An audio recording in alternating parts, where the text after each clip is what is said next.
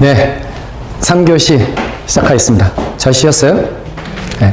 그러면 우리가 2교시 때 배운 것 중에서 혹시 빌라는 뭐예요? 그러면 맨션은 뭐예요? 맨션이라고 해야 돼? 맨션이라고 해야 돼? 빌라, 맨션, 뭐 차이가 뭐예요? 뭐 연립, 다세대, 다가구, 뭐 대부분 다 빌라라고 얘기하지 않나요? 워낙은 이제 빌라 하면은 별장 같은 걸 얘기해요. 교회의 대저택 이런 걸 빌라라고 하고요. 그다음 맨션은 뭘까요?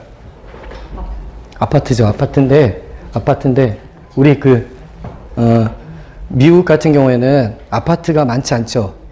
워낙 땅이 넓으니까. 특히 아파트가 있는 지역이 이제 대표적인 게 뉴욕인데, 뉴욕의 맨하튼 들어보셨죠? 맨하튼 가면 고급 아파트 한 동 이렇게 있는 거, 그런 것들을 주로 맨션이라고 하죠. 우리는 초창기에 이제 높지 않은 한 동, 두 동짜리 이런 아파트를 주로 맨션이라고 얘기했고, 요즘 맨션 다 없어졌죠, 우리나라는. 아파트. 아파트도 요즘 이제 청담동 같은 데 가시면 아주 초고가의, 슈퍼 펜트하우스 아파트 만들어지죠? 그 분양가 얼마? 350억 가까이 되는 청담, 안어 청담? 원어 청담이에요. 원어 청담.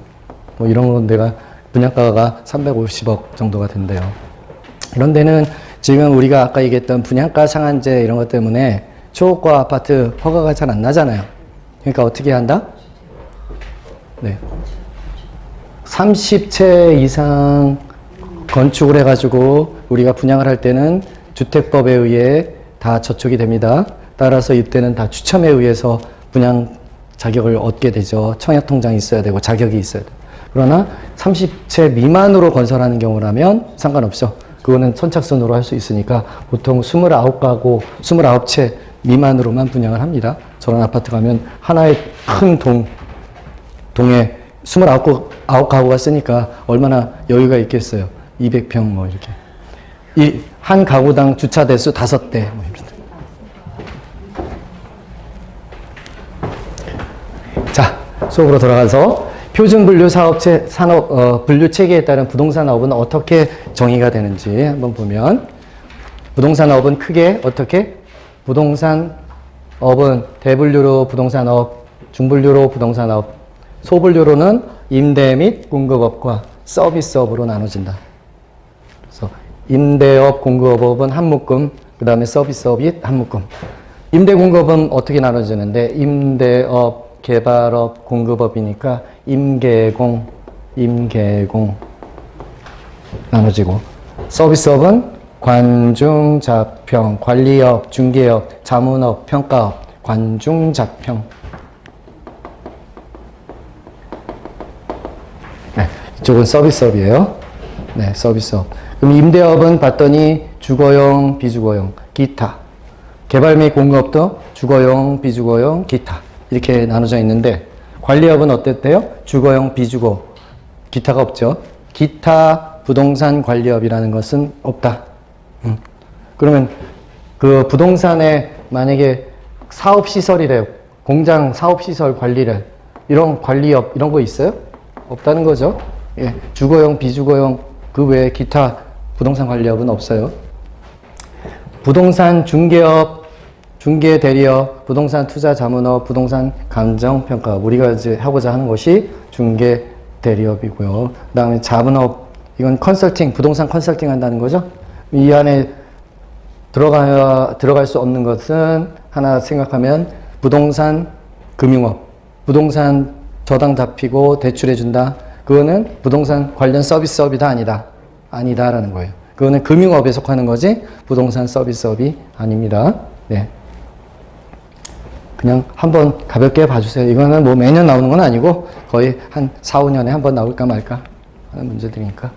자, 그러면 지금 핵심 노트는 아까 처음 시간에 말씀을 드렸지만 1월, 2월에 나눠드린 거 여기 가로를 다 답을 붙여가지고 제가 첨부를 해드렸으니까 카페에서 확인을 하시고, 이 자료는 어떻게 하신다?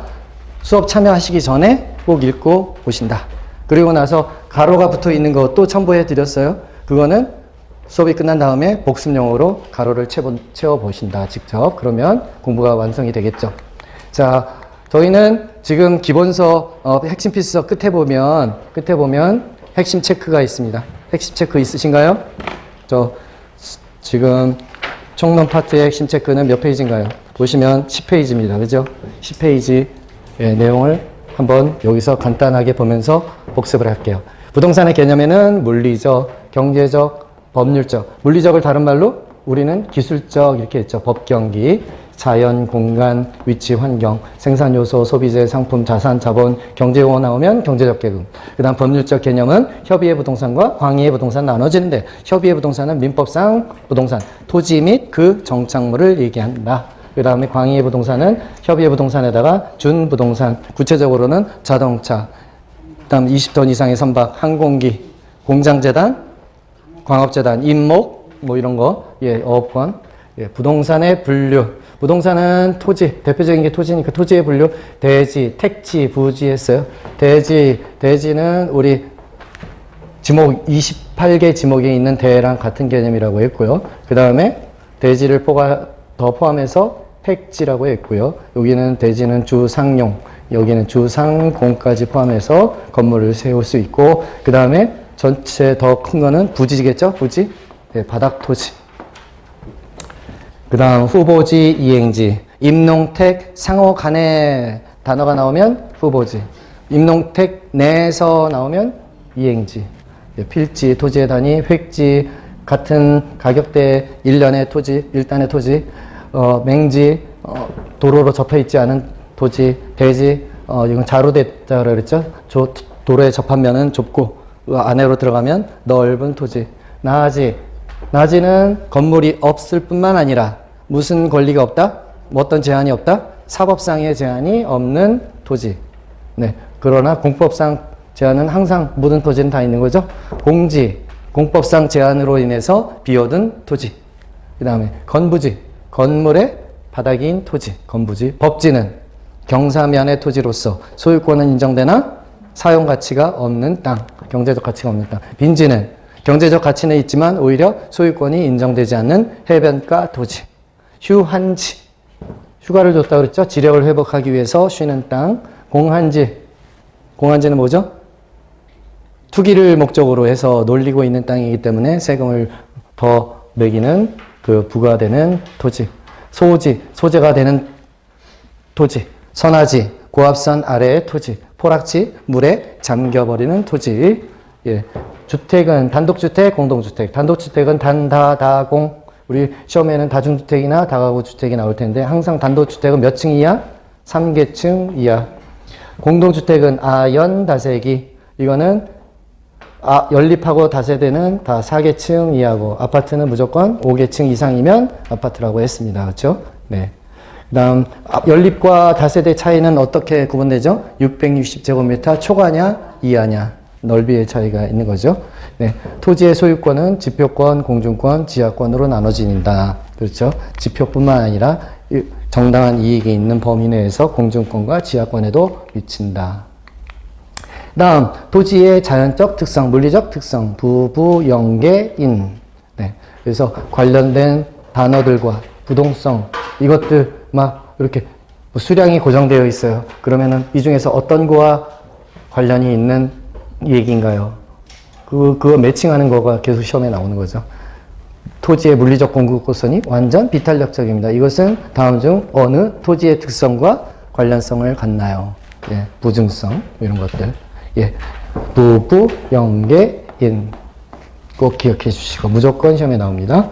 토지의 인문적 특성에는 용도의 다양성, 분합성, 위치의 가변성. 용도의 다양성은 경제적 공급, 용도의 전환에 따른 경제적 공급과 관련된 특성이죠.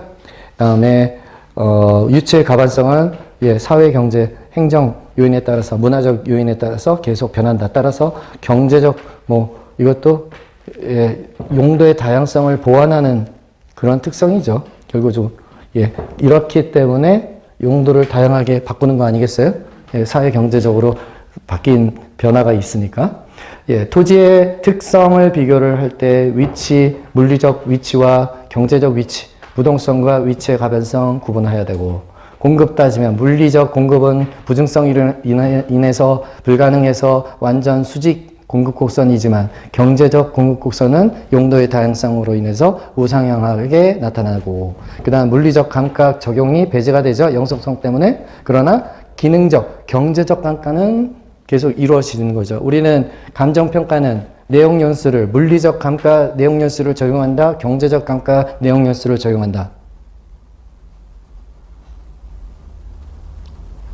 경제적 감가죠. 경제적 감가를 중심으로 해서 내용연수를 결정한다. 대체, 물리적 대체로는 다 다르니까 개별성 불가능하다. 그러나 용도의 다양성이나 인접성 때문에 그 옆에 있는 거 쓰자. 경제적 대체는 가능하다. 예, 이런 내용들을 우리가 2시간에 걸쳐서 공부를 했고요. 자, 이제 총론은 다 끝났어요. 세 문제는 무조건 세 문제 다 맞춰야 되는 수준의 문제이기 때문에 그것으로 끝내고요. 자, 이제 부동산 경제론에 들어갑니다. 경제론에서는 1장 수요 공급론에 대해서 배우게 되시는데, 수요 공급은 이제 경제를 배우니까 경제 변수, 경제에 관련된 그러한 변수들이 너무 많죠. 그러한 변수들은 항상 유량과 저량으로 나눠질 수가 있겠다. 그래서 유량은 무엇이고 저량은 무엇이냐 하는 거에 대해서 공부를 하고, 그 다음에 부동산 수요와 공급 기본 이론에 대해서 공부를 하게 되는데, 거기서 기초가 항상 한 문제가 나오고요. 부동산 시장이 수요와 공급이 만나게 되면, 그러면 시장 전체로는 봤을 때 균형을 이루게 되는 거죠. 만나는 점에서. 네, 그 균형에 대해서 공부를 하고, 균형은 이동을 해요. 균형 가격이 한 점에 고정되어 있지 않고 시간에 걸쳐서 계속 변한다. 그 이유, 그 어떤 이유에서 수요가 변해서일 수도 있고 공급이 변해서일 수도 있는데, 수요에 영향을 미치는 수요의 변화에 영향을 미치는 요인들, 공급의 변화에 영향을 미치는 요인들을 각각 분석을 해서 그게 어떻게 균형을 이동시키고, 그 다음에 균형 가격은 오르게 되느냐, 균형 거래량은 거래량은 증가하느냐, 혹은 내리느냐, 이런 것들에 대한 분석을 하는 거니까 너무너무 중요하죠. 이거는 이론 문제도 나오고 계산 문제도 항상 나옵니다. 매년 나오는 파트. 가장 중요하다고 보시면 되겠어요.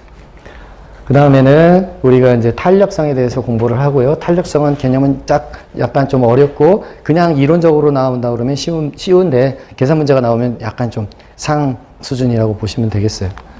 그 다음에 3장 부동산 경기 변동론. 경기 변동론 가면 우리가 이제 일반적으로 일반 상품과 달리 부동산 시장만이 시간에 걸쳐서 업다운, 그 다음에 상향 시장, 하향 시장, 이런 조정 과정이 어떻게 달라지는 모습이 우리 경기 순환이라고 그러죠. 이렇게 오르락 내리락 하는 것들, 그것이 일반 상품 시장과는 다르게 나타나는 거니까 그런 특징들은 어떻게 구분되는지 확인해 보실 거고요. 마지막으로는 거미집 이론.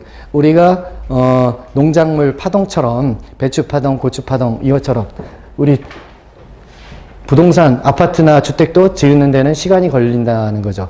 수요는 금방금방 가격에 민감하게 반응하는데 공급은 쉽게 반응이 안 된다. 시차가, 공급과 수요가 움직이는 시차가 존재한다. 그 시차 때문에 생겨나는 것이 그런 게 고추 파동, 그런 배추 파동 이런 얘기잖아요. 똑같이 부동산에도 적용되는데 그것들을 이론적으로 정립한 게 거미집 이론입니다.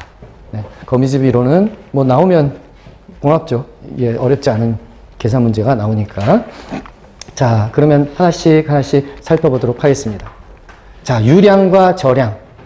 경제 변수는, 여러 가지 경제 변수는 다 항상 어떻게 구분된다? 유량의 변수와 저량의 변수로 나눠지는데, 유량이라는 것은 흘러갈 유자잖아요? 흐른다. 그래서 영어로는 flow 이렇게 그냥 유량이라고 안 쓰고 flow라고 쓰는 책도 있어요. 그 다음에 저량은 stop, 스톡. 그래서 flow라는 개념은 뭐냐? 일정 기간이 정해져야 측정이 되는 경제 변수를 flow. 그 다음에 이거는 스톡은 일정 시점이 정해지면 측정이 가능한 경제 변수를 스톡이라고 얘기를 합니다. 그럼 대표적인 게 뭐가 있는데, 유량의 대표적인 것은 이런 거죠. 임대료. 임대료라는 거는 한 달 혹은 1년 이렇게 기간이 정해져야지 확정이 되는 거죠.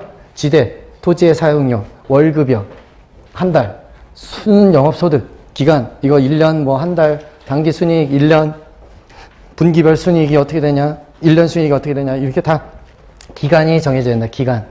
기간이 정해져야 돼. 기간 동안 측정 가능한 경제 변수, 이자 비용, 부동산 투자, 금년 신규주택 공급수. 공급이라는 것도 그냥 유량도 있을 수도 있고 저량이 있을 수 있는데 신규주택 공급수래요. 올해 1월 1일부터 지금까지 신규주택 공급수는 기간이 정해져야지 측정이 가능한 거죠. 그러니까 요거는 유량이다. 근데 이렇게 생각해 보세요. 서울시에 존재하는 주택의 수. 1월 1일 현재 서울시 존재하는 주택의 수. 이거는 주택의 공급량인데 이것도 공급량이고 이것도 공급수인데 현재 존재하는 1월 1일 현재 존재하는 거니까 1월 1일만 측정이 가능한 거죠. 네, 1월 1일 날 측정이 가능한 거니까 이것은 저량의 공급이라고 얘기하고 이거는 신규 주택 같은 경우에는 유량의 공급 이렇게 얘기할 수 있다. 수요량도 마찬가지다. 금년 신규 주택 수요량, 금년 신규 아파트 분양받은 수 하면은 그게 유량의 수요량 이렇게 얘기할 수 있겠죠. 근데 저량의 수요량은 어떤 게 있을까요? 지금 1월 1일 현재 서울시 시민들이 보유하고 있는 주택의 수, 존재하고 있는 주택 수가 아니라 보유하고 있는 주택 수, 그것을 저량의 수요량 이렇게 얘기할 수 있다라는 거죠. 그래서 우리가 수요 공급을 얘기하는데 지금 얘기하고자 하는 바는 수요 공급도 저량이 수요냐 유량의 수요냐, 공급도 저량의 공급이냐 유량의 공급이냐를 구분해서 얘기를 잘 해줘야 된다는 거예요. 그래야지 커뮤니케이션이 잘 되는 거죠. 뭘 얘기하고 있는지를 알 수 있다. 근데 저량, 가격 같은 건 지금 현재 가격이 얼마냐 물어볼 수 있는 거죠. 알아볼 수 있는 거죠. 지가, 토지의 가격, 자산, 가치, 부의 척도, 부채, 돈 얼마나 빌렸는데, 인구수, 통화량, 주택 재고량, 주택 보유량 이런 것들은 시점이 정해지면 측정이 가능한 변수다. 그것을 저량의 변수. 자, 이제 수요 공급을 들어가 볼게요. 수요는 어떤 게 수요인데 일정 기간 동안 모든 가격 수준에서 재화 또는 서비스를 구매하고자 하는 욕구래요. 이 정의 자체를 보면 구매한 거예요? 하고자 하는 거예요? 하고자 하는 거니까 일단 사전적인 의미의 수요다. 네, 사전적인 의미를 갖고 있다. 그 다음에 어느 특정 가격인가요? 모든 가격인가요? 특정 가격이 정해졌을 때 아파트 분양가가 10억이래요. 그 10억일 때 연결되는 수요, 그 크기는 수요량이라고 얘기를 해요. 수요량.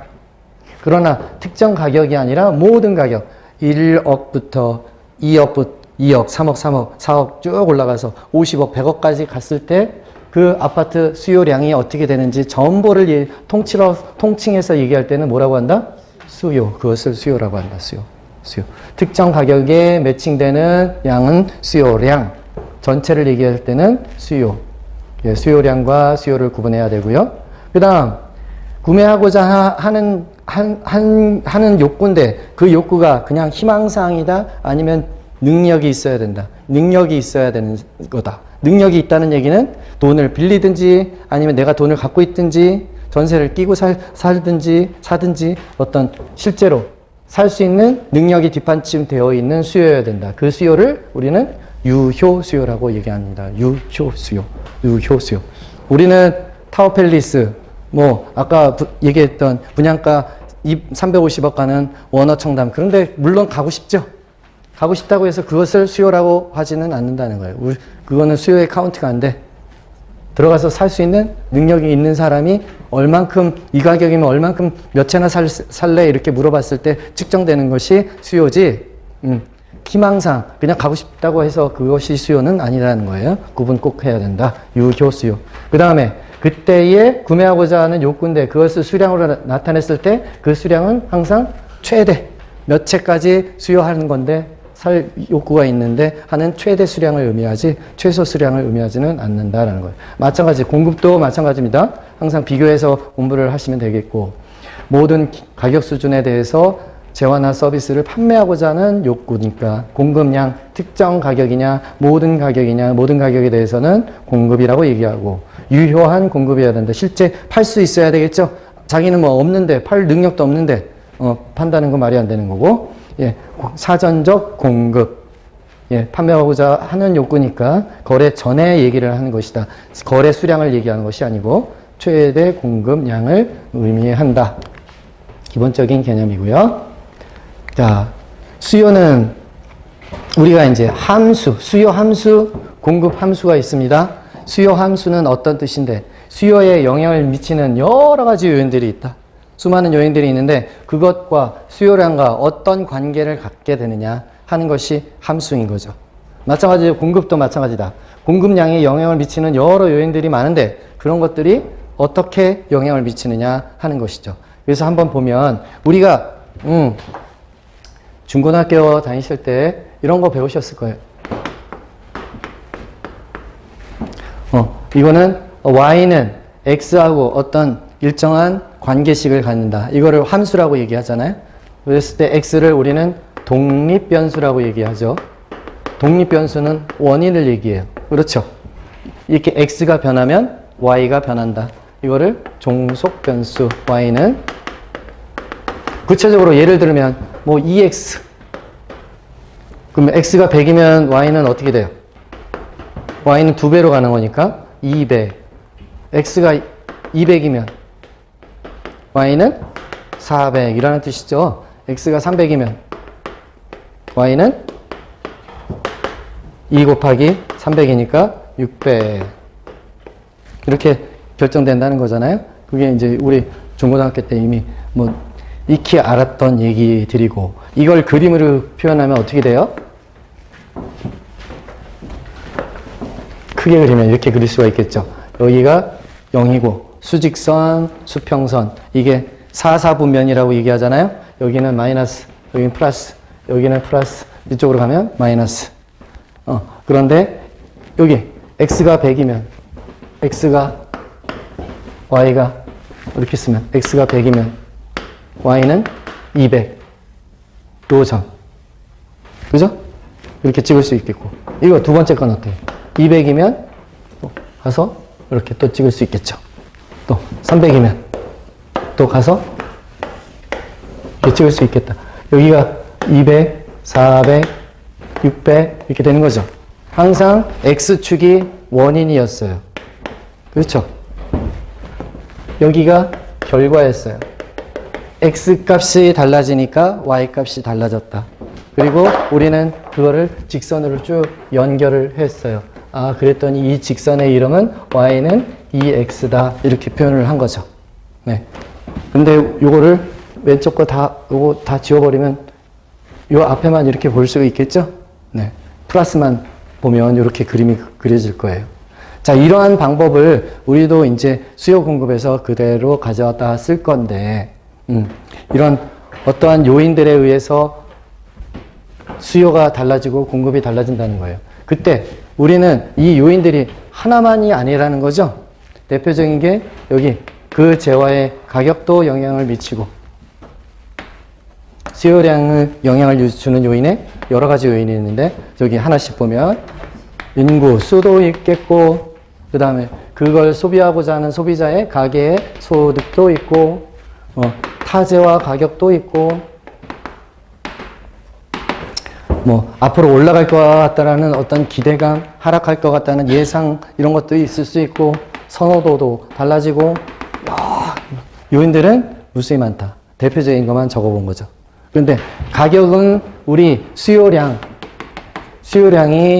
여기 이쪽에 오른쪽에 있는 것들은 다 원인이죠. 원인. 이게 수요량이 뭐예요? 결과. 원인에 의해서 결과가 어떻게 달라지느냐를 보는 거죠. 수요 함수다. 수요량이 어떻게 달라지느냐. 그럼 가격은 자기 자신의 재화래요. 그러면 아파트예요. 아파트의 가격이 오르면 수요는 어떻게 될까요? 수요량은 당연히 줄어들겠죠. 안 살려고 한다. 사람들이 너무 비싸니까. 가격이 떨어지면 수요량이 늘어나겠죠. 그래서 우리는 여기다가 표시를 해보자 이거예요. 가격에 대해서는 서로 마이너스 관계를 가질 것이다 라는 거죠. 예. 그럼 인구수는 어떨까요? 서울시에 사는 인구수가 계속 늘어난대요. 그러면 서울시의 아파트 가격은 올라갈 수밖에 없죠. 왜? 수요량이 증가하니까. 만약에 인구수가 줄어들면 수요량도 줄어들 것이다 라는 거죠. 같은 방향으로 움직이죠. 네, 그래서 플러스로 표시를 할게요. 그럼 소득은 어떻게 될까요? 소득은 가계 소득이 늘어나면 수요량도 늘어나나요? 그게 일반적이죠. 그러나 특정한 재화에 대해서는 아닐 수도 있어요. 자, 그건 좀 이따 다시 말씀을 드리고, 타재화 가격이 오르면 내 재화 수요량은, 해당 재화 수요량은 증가할까요? 감소할까요? 증가할 수도 있고 감소할 수도 있더라는 거예요. 그 타재화하고 내 재화 사이가 어떤 관계냐에 따라서 설명드릴 거예요. 그 다음 기대감 생각해 보세요. 앞으로 가격이 오를 것 같대요. 그 아파트 가격이 오를 것 같다 그러면 사람들이 더 산다, 덜 산다. 더 살려고 하겠죠, 미리. 예, 그래서 수요량은 증가한다. 선호도는 어때요? 아파트가 뭐 요즘 너무 좋대. 그러면 다 단독주택 안 살고 아파트로 다 바꿔 타려고 하잖아요. 그러니까 이것도 증가 요인이 될 거란 말이에요. 이런 식으로 이제 하나씩 다 요인에 대해서 그 결과치가 어떻게 반응하는지를 우리는 관계를 살펴볼 수 있다. 다 알 수 있죠. 이 중에서 가장 중요한 거는 이제 가격과 그 이외의 요인들인데, 이렇게 나눠주면 가격과 그 이외의 요인. 크게는 이렇게 두 부류로 나눌 수 있겠어요. 저 많은 요인들 중에서 그 해당 재화의 가격과 기타의 요인. 여기 타재화 가격은 해당 재화 가격이 아니죠? 그러니까 기타 요인이야. 맞습니까? 네네. 맞아요. 이렇게 크게 두 부류로 나눌 수 있는데, 이 중에서 우리가 일단 소득과 관련된 얘기를 먼저 해볼게요. 소득. 소득이 증가한대요. 증가하면 수요량이 증가하는 게 일반적인 상품이죠. 만약에 연봉이 늘어났어요. 그러면 아파트 살까? 그렇게 다들 생각을 할 수가 있잖아요. 소득이 늘어나면. 예. 그러한 재화를 우리는 정상재라고 얘기를 합니다. 정상재. 그런데 반대로 소득이 올라도 수요량이 오히려 줄어드는 상품이 있더라는 거예요. 어떤 거는. 예를 들어, 우리가, 예전에 생각해보면 소득이 늘어나니까 예전에는 학교에서 무조건 보리쌀 검사도 했잖아요. 도시락에 보리쌀이 있는지 없는지, 그리고 혼합해가지고 혼식해야 된다고 무조건 검사하고, 그때는 보리쌀이 일반적이었는데 요즘은 보리쌀 찾아보기가 힘들잖아요. 건강식으로 먹는 사람 외에는. 그러니까 소득이 늘어났더니 수요량이 오히려 줄어든다. 그런 재화를 우리는 열등재라고 이름을 붙였어요. 그래서 일반적으로 대부분의 상품은 다 이렇게 정상재인데 아닌 경우가 있죠. 자, 근데 이거는 좀 상대적인 개념이다. 예를 들어 이렇게 볼 수가 있어요. 아파트하고 단독주택이 있어요. 소득이 늘어나면 처음에는 아파트로 사람들이 다 갈아타려고 했어요. 그죠?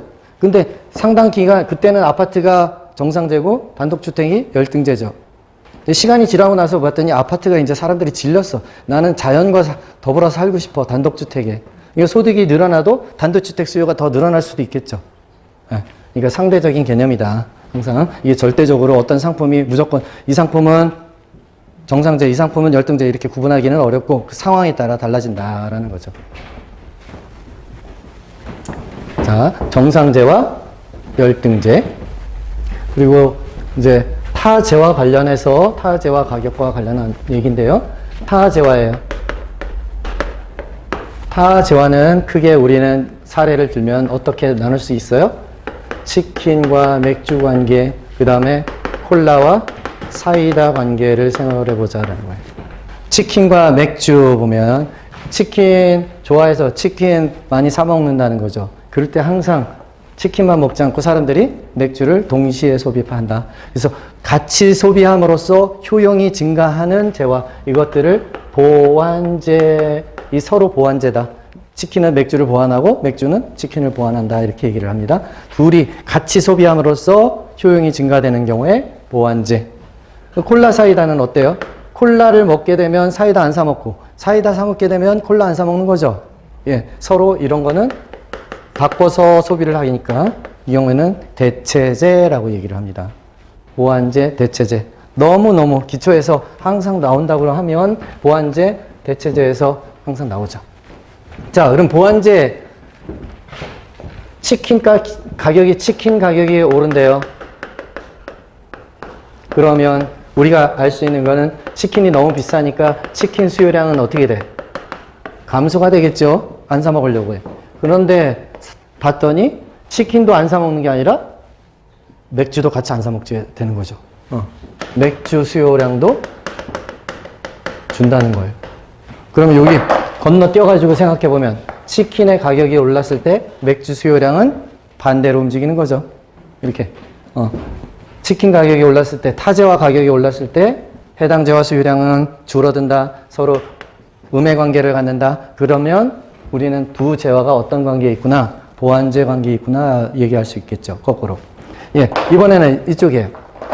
콜라 가격이 올라간대요. 가격이. 너무 비싸. 콜라 가격만 인상했어. 그러니까 사람들이 콜라 안 사 먹죠. 콜라 수요량은 어떻게 될까요? 감소되죠. 그런데 그 수요가 어디로 간다? 대체 바꿔가지고 사이다로 옮겨가는 거죠. 사이다 수요는 증가하더라. 그러면 요거를 또 건너뛰어 보면 콜라 가격이 움직였더니 상승했더니 사이다 수요는 올라가더라. 같은 방향으로 가는 거죠. 서로 반대 방향으로 가니까 마이너스, 이거는 같은 방향으로 가니까 플러스, 이렇게 쓸 수가 있겠죠. 네, 대체제는 대체제 가격에 따라서 해당 제와 수요는 양의 관계를 갖는다. 보완제는 보완제 가격과 해당 제와의 수요량은 음의 관계를 갖는다라는 거예요. 그래서 대체제냐 보완제에 따라서 그때그때 달라요. 네. 자, 이렇게 해서 하나씩 갈 수 있어요. 그 다음, 금리 생각해 보세요. 금리가 오르면 아파트를 산다? 안 산다? 예, 마이너스 관계겠죠? 당연히. 금리가, 문재인 정부 때, 우리 코로나 때 금리가 제로 금리니까 그때는 집값이 폭등했잖아요. 아파트 전부 다 너도 나도 돈 빌려서 사느라고. 근데 반대가 됐죠. 지금 금리가 너무 올라가니까 부담이 돼서 집을 못 사는 거죠. 수요가 많이 줄었어. 조세 부담이 세지면 어떻게 되겠어요? 네, 아파트 수요가 줄어들겠죠? 이것도 음의 관계가 같겠고, 정책이, 규제하는 정책이 많이 생겨날수록, 네, 수요는 감소할 거고요. 그렇죠? 오히려 정책이 요즘 반대되는 정책들을 많이 하고 있는 거죠? 네, 수요를 증장시키기 위해서. 그래서 그럴 때는 또 플러스가 될 수도 있겠고, 정책이 어떤 정책이냐에 따라 달라지겠지만요. 그래서 아파트 공급량도 마찬가지입니다. 기술 수준, 대표적인 게 기술 수준이래요. 아파트를 1년에 지으면 건설회사가 몇 채 지을 수 있대. 기술적으로 100채를 지을 수 있는데 획기적으로 200채가 지을 수 있대. 그렇다면 공급이 확 늘어나는 거죠. 네. 기술 수준과 아파트 공급량은 정의 관계, 양의 관계를 갖겠고, 생산 요소 가격이 요즘 문제죠. 이게 철근, 시멘트, 인건비 값이 너무 올라가지고 재건축 비용이 거의 더블이 됐대잖아요. 건설 비용이. 그러니까 생산 요소 가격이 올라가면 아파트 공급은 감소될 수밖에 없겠고요. 가격이 오를 거라고 예상된대요. 그럼 공급을 늘릴까요? 늘리죠. 공급을 계속 늘리잖아요. 앞으로 계속 올라갈 것 같으니까. 네? 더 팔아야 되겠다 생각하고 늘리죠. 대체제 가격은 어떨까요? 대체제 가격이 오르면 해당제와 수요량 떨어질 것 같으니까 여기서 연결될 수 있는 거는 이런 거죠. 맥주 가격은 어떻게 될 것 같다? 하락이 예상이 되는 거죠. 그죠? 그럼 하락 예상이 되면 공급을 늘리겠어요? 줄이겠어요? 줄이겠죠? 네, 줄이겠죠. 그러니까 대체제 가격과 공급량은 마이너스 관계다. 여기는 이쪽 수요량은 대체제 가격과 수요량은 플러스 정의 관계였는데 공급량은 반대일 거예요. 보완제 가격도 생각해 보세요. 이게 보완제를 얘기했나요? 우리가 보완제 얘기했네. 보완제 가격은 보완제 가격과 공급량은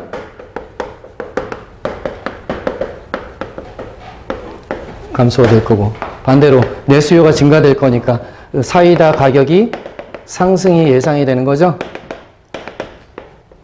이러니까 이때는 공급을 증가시킨다.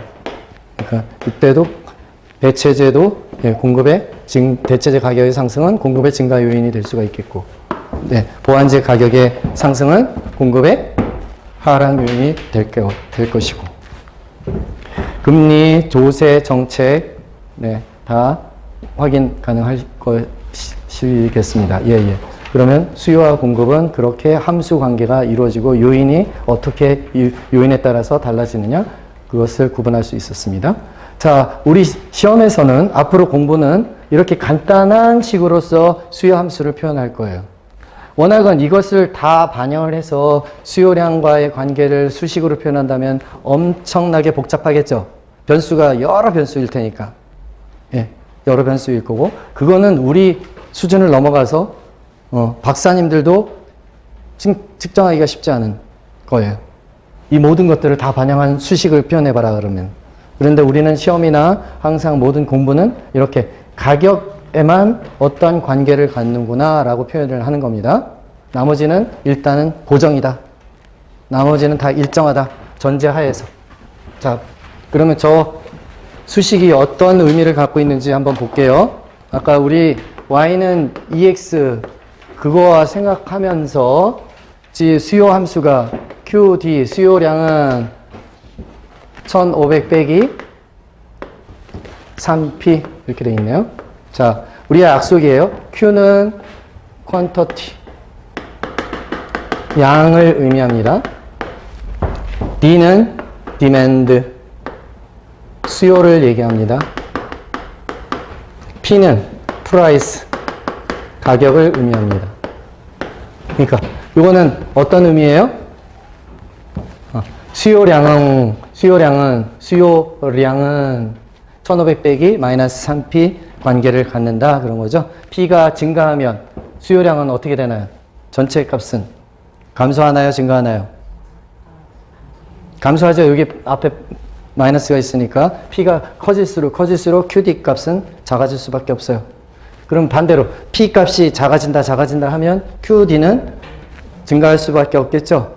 그러니까 아까 우리가 얘기했던 가격과 수요량의 관계는 서로 음의 관계, 반대로 움직인다라는 것이 이 시간에 들어가 있죠.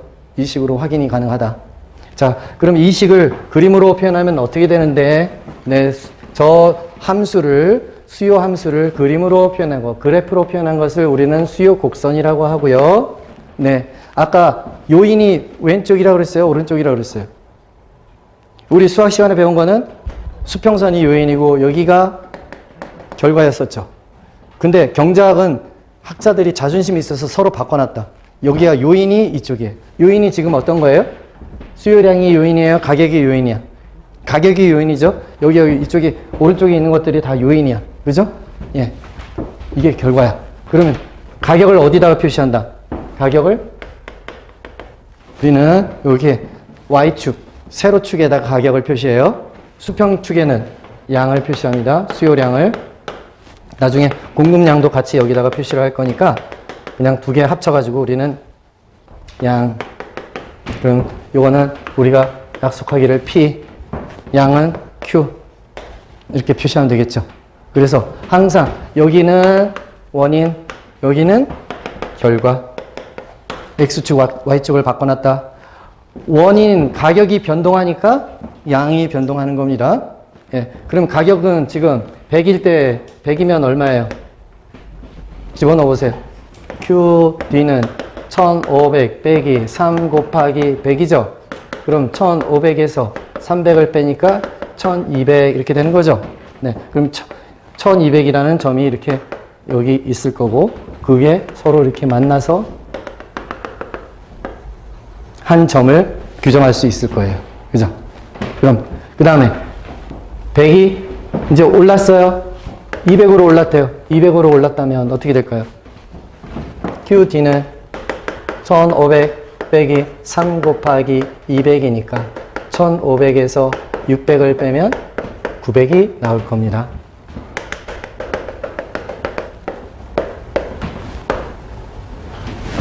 이렇게 정할 수 있겠죠. 또 만약에 50으로 떨어졌대요. 그럼 50 집어넣으면 150이니까 1350이 나올 거예요.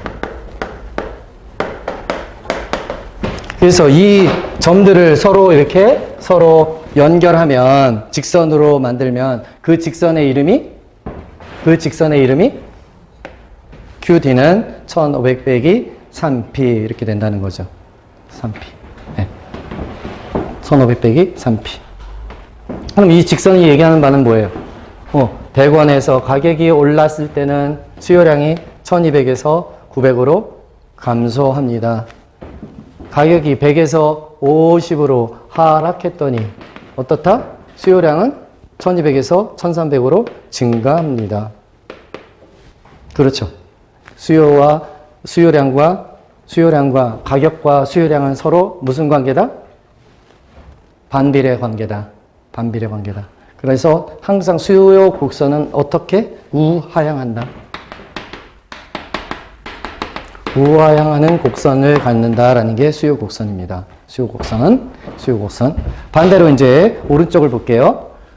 공급 곡선은 QS는 P 플러스 500 이렇게 주어졌다는 거예요.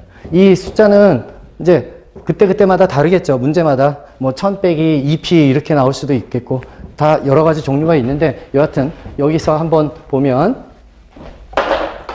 QS는 P 더하기 500으로 되어 있대요. 그럼 P가 증가하면 Q도 증가하나요? 공급량도 증가하나요? 증가할 수밖에 없죠. 이 식에서는 P가 감소하면 Q도 감소할 수밖에 없죠. 네. 그러면 예를 들어 P가 100이래요. 그러면 P가 100이면 공급량은 어떻게 돼요? 100 더하기 500이니까 600. 그렇죠? 네. P가 200이면 QS는 200 집어넣으면 대입을 하면 700 나오겠죠. 그 다음 P가 50이면 QS는 550 이렇게 나올 거 아니겠어요? 그렇죠? 그거를 이쪽에다가 또 그릴 수 있나요? 네, 그릴 수 있다. 네, 같이 그려볼게요. 그러면 Q하고 100일 때는 600, 100일 때는 600이니까 쭉 와가지고 여기 뭐 600 그다음 200일 때는 700이니까 200일 때는 뭐 700 이런 식으로 하면 이 선을 이렇게 그으면 되겠죠? 그럼 여기 쭉 이렇게 올라갈 거예요. 그렇죠? 그러면 한 점에서 만나요? 한 점에서 만날 수밖에 없죠. 직선은 어디선가 서로 교차하는 데가 한 점 있을 수밖에 없으니까 우리가 나중에 확인하겠지만 이렇게 한 점에서는 어떤 거예요? 수요량과 공급량이 어떤 특정 가격에서 일치하는 거죠. 여기 일치한다. 여기 일치하면 이것을 우리는 정의 내리기를 시장의 균형이다 라고 얘기한다는 거예요. 공급량과 수요량이 일치하는 점, 그거를 균형점, 균형 이렇게 얘기한다는 거예요. 네. 자, 그러면 지금 우리가 이것으로 알 수 있는 것은 이런 거죠. 여기 가격이 주어지면 수요량은 언제든지 나온다. 가격이 주어지면 공급량을 금방 계산할 수 있다. 이 식이 주어진다는 전제 하에서. 그렇죠? 누구든지 쉽게 계산할 수 있는 거잖아요. 그죠? 네네. 그것을 가지고 이제 앞으로 논의를 더 진행을 시켜볼게요. 네. 지금 그거 관련해 가지고는 이제 법칙하고 그 연장에 대한 거는 좀 쉬셨다가 다음 시간에 마무리를 하도록 하겠습니다. 네.